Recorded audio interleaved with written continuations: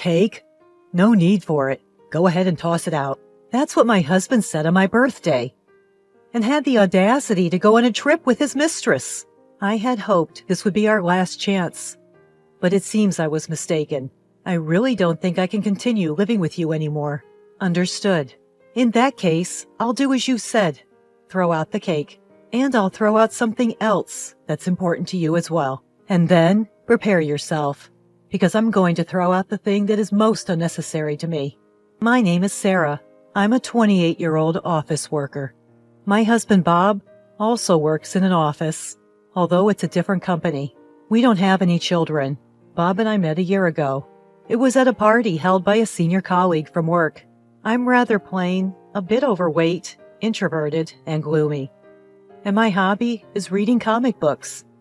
An indoor type of person.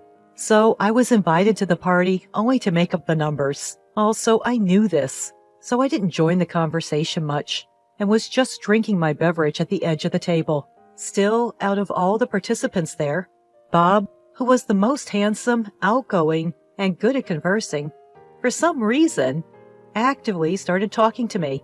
Bob enjoys traveling and collecting vintage vinyl records, and he told me stories about his travels and old music, which were really interesting.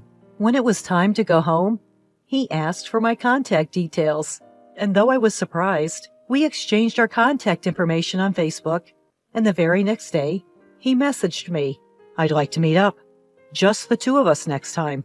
I was so surprised that at first, I wondered if this was some kind of punishment game, or if he was going to try to sell me something.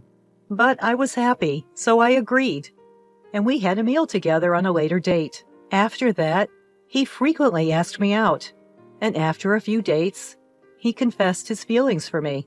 I had never had a boyfriend in my life before, so I was overjoyed at my first ever confession and accepted it. And then, about 3 months after we started dating, he proposed, and we got married. I thought it was like a dream that someone as ordinary and boring as me could marry such a wonderful person, and I believed that a happy life was about to start. But as soon as we got married, Bob's attitude completely changed. When we were dating, he was very kind, but once we got married, he started pushing all the household chores on me and would just laze around watching TV or listening to records in his room when he got back from work. I don't know if it's because the volume of the records is loud, but when I call out, "Dinner's ready," he doesn't seem to hear me, and often doesn't come right away, which irritates me. On his days off, he leaves me alone and goes out to play, saying he has plans with friends or colleagues from work. When I say, "Please help me with the household chores a little," he replies, "I'm working, you know." When I tell him I'm working too, "I'd appreciate it if you could at least help with the household chores on your days off," he says, "I'm busy even on my days off because I have to hang out with my friends, unlike you, who don't have many friends because you're so gloomy." Ain't that last remark just awful? Sure, I'm not exactly Miss Social Butterfly due to my personality. I get it, but to say such things to my face? That's just plain rude, ain't it? That was what I thought, but I didn't want to start a fight, so I kept it to myself. Gradually, Bob started nitpicking about the way I cook and clean, and before long, he started hurling insults like, "You should be grateful that a great guy like me even bothered to marry a plain and overweight woman like you. I thought a real gentleman wouldn't say such things to his wife and would also help with housework. In fact, if he's got issues with the way I clean, I wish he'd at least clean his own room. The only thing he takes care of is his record collection. Also, I love reading comic books, and I've collected quite a few over the years. But one day, I found that all the comic books I had in my room had vanished. I asked Bob, suspecting the worst, and he said, "Oh, those? They were in the way, so I threw them out." I can't believe it. Those were important to me. Some of them were even out of print, hard to get. I protested, but he just said, "Well, your comic books were starting to overflow from your room into the living room. Besides, you should outgrow this childish hobby of reading comic books." How dare he criticize my hobbies? Not to mention, throwing away my stuff without even asking me? Unforgivable. If he's going to be this awful and verbally abusive, why did he even marry me? Probably Bob just wanted a free housekeeper, I guess. And when he met me at a party and saw that I was quiet and submissive, he must have thought I was an easy target. Realizing this, I've spent many nights crying in bed. It's manageable now. But if we were to have kids, I shudder to think what the future might hold. One day, a friend told me she saw Bob walking arm in arm with a woman who wasn't me in the hotel district.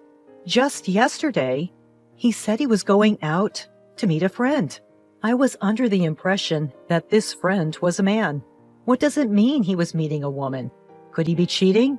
With these suspicions, I hired a private investigator. As expected, it turned out that Bob was cheating on me. The other woman was a junior colleague from his office, a woman named Susan. He had been cheating on me since we got married. Whenever he said he was going out to meet friends or colleagues, it was mostly dates with Susan. How dare he dump all the housework on me and then play around? I'm going to divorce him, I thought, and even consulted a lawyer. But even so, I couldn't completely hate Bob, who allowed even a plain and boring woman like me to dream a little about marriage. So I decided to make one last bet. This coming Saturday is my birthday. If Bob would celebrate the day with me, I thought I would hold off on the divorce. At dinner, I said to Bob, "Bob, do you remember what's coming up this Saturday?" "Huh? Saturday? Is there something special going on?" I was a little shocked to realize that he had completely forgotten. At this point, my hopes were dashed again, but I continued the conversation. "It's my birthday." "Oh, yeah, now that you mention it. Well, it falls on a day off this year, so I was thinking of getting a cake and having it together." "Ah, you promise, right?" "Absolutely do not make any other plans, okay?" With a somewhat praying feeling, Sarah said this to Bob, who seemed reluctant. And then it was the Friday before her birthday. During dinner, Bob said, "I have a business trip tomorrow." "What? Tomorrow is my birthday, and we promised to eat cake together. I've already made a reservation." When I said that, he said, "Well, it's work. I can't help it. Show some understanding for your husband's work. Anyway, I'm going on a business trip tomorrow. It's for 2 days and 1 night, so I'll be back on Sunday evening. Please pack for me." "Well, what about the cake I reserved?" When I asked. "Just throw it away if you don't need it." He casually said, "What is that?" Despite it being my special birthday and going through the trouble of reserving a cake, he so nonchalantly said to throw it away. Is it really a business trip? Feeling suspicious, I checked his smartphone while Bob was in the shower. There, I found his exchanges with his mistress. "Shall we go somewhere on a trip this Saturday for 2 days and 1 night?" "Sounds good. I want to go camping. How about it?" "Then I'll make a reservation at a lodge." "Are you sure your wife hasn't found out? Are you okay?" "I'm okay. She's oblivious. Actually, this Saturday is Sarah's birthday. She said let's celebrate together, but it's a hassle. I don't want her to start demanding gifts and stuff, so I thought I'd go on a trip with you." "Wow, that's terrible. Your wife must be so sad." I almost cried from the shock, but somehow managed to hold back and took a screenshot of their conversation on my smartphone. I didn't particularly want gifts or anything. If you had simply agreed to eat cake with me, I would have still had a glimmer of belief that you might care about me a bit. Seeing the messages between you and your mistress shattered that last bit of hope. Enough. I'm done with it. Then, on my birthday, Bob so audaciously demanding at the front door, "Well, I'm heading out. While I'm on a business trip, clean my room for me." "Okay. By the way, I'm going to pick up the cake we reserved today. You still want me to throw away your share of the cake, right?" "You're nagging. I said it's fine." "Understood. I'll clean your room, and I'll throw away anything that I think you don't need anymore. That's okay with you, right?" "Yeah, it's fine. I'm heading out now." With that, Bob left for what he claimed to be a business trip, but was in reality a trip with his mistress. Remember when I asked, "Is it okay if I throw away anything I think you don't need?" And you said, "Yeah, it's fine"? I recorded our conversation on a voice recorder, so there's no taking it back now. Well, once inside Bob's room, I vacuumed and wiped the windows. Next, I disposed of the unwanted items. Old clothes, piles of stationery, and the record collection that Bob had been amassing. It took quite a bit of money and effort to collect those records, I recall. I packed up all these items and put them in the storeroom. Then I placed the filled-out divorce papers on the living room table and left the house. Now, it's my birthday after all. I'm going to enjoy it just as I like. First, I went to pick up the reserved cake. After that, I booked a room in a luxury hotel I had always wanted to visit and ate the cake in my hotel room. Bob said, "Throw it away." But I couldn't bring myself to waste food, so I ate both portions. It was delicious, but I might gain weight again, so I really need to start dieting. I then went shopping in the nearby stores and took a stroll by the sea close by. I had spent my days off doing housework until now, so this kind of leisure day was a first in a long time. Just as I was thinking about this, I received a call from Bob on Sunday night. Honestly, I didn't want to answer, but I had no choice. "Hello? Hey, where the heck are you? I got back from my business trip and you're not home, and there's no dinner ready." How annoying. He's ruining the relaxing ambiance of my luxury hotel stay.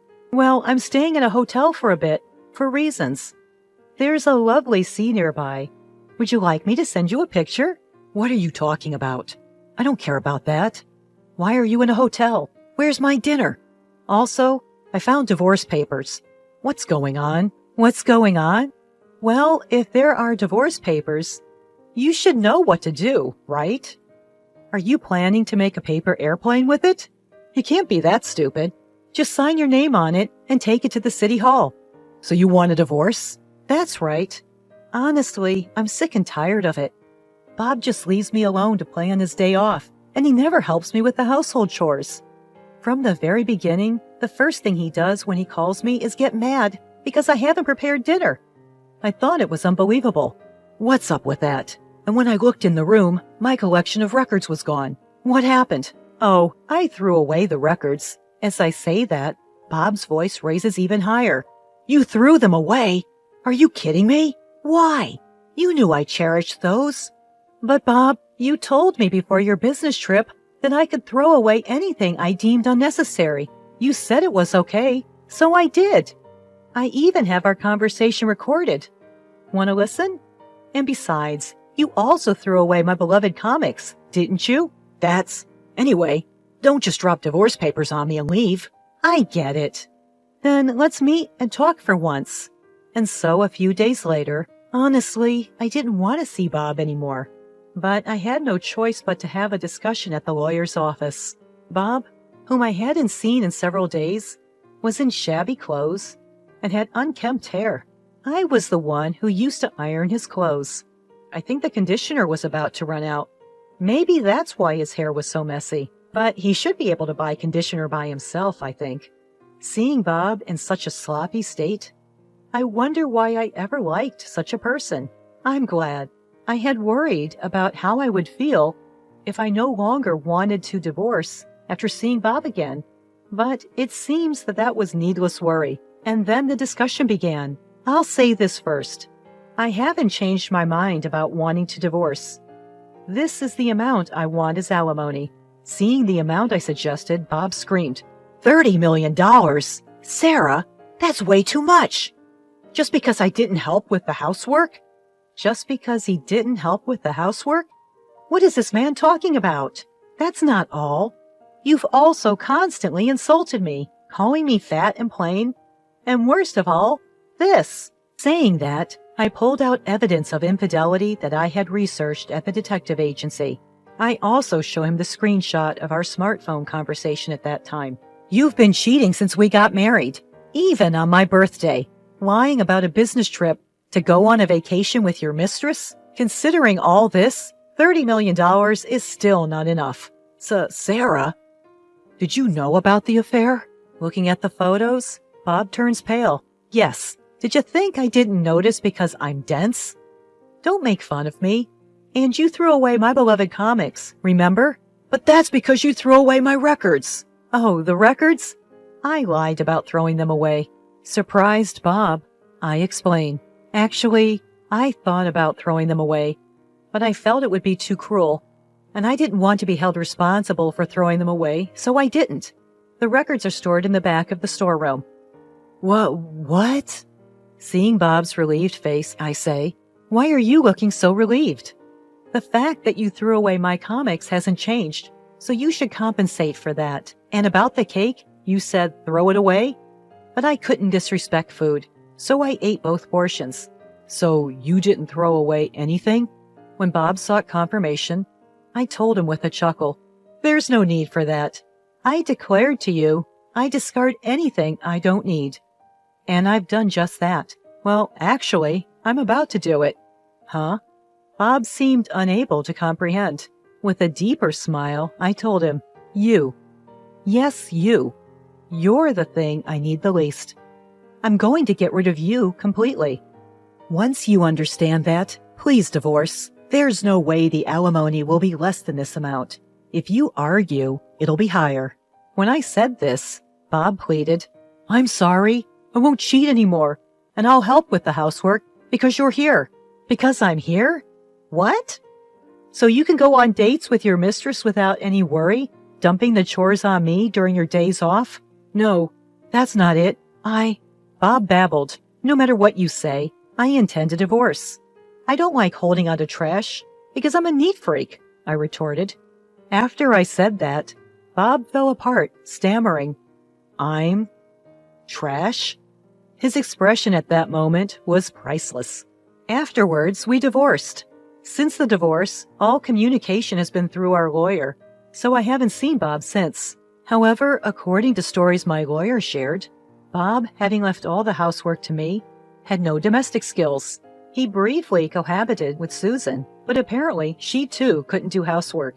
Their place quickly became a mess. Their diet was all over the place. Because they were constantly eating out, Bob started gaining weight, and his once handsome face now looks quite regrettable. It seems Susan broke up with Bob and moved on to another job. Furthermore, it became gossip at work that Bob and Susan were having an affair, causing him discomfort. But he can't quit because the alimony I requested is substantial.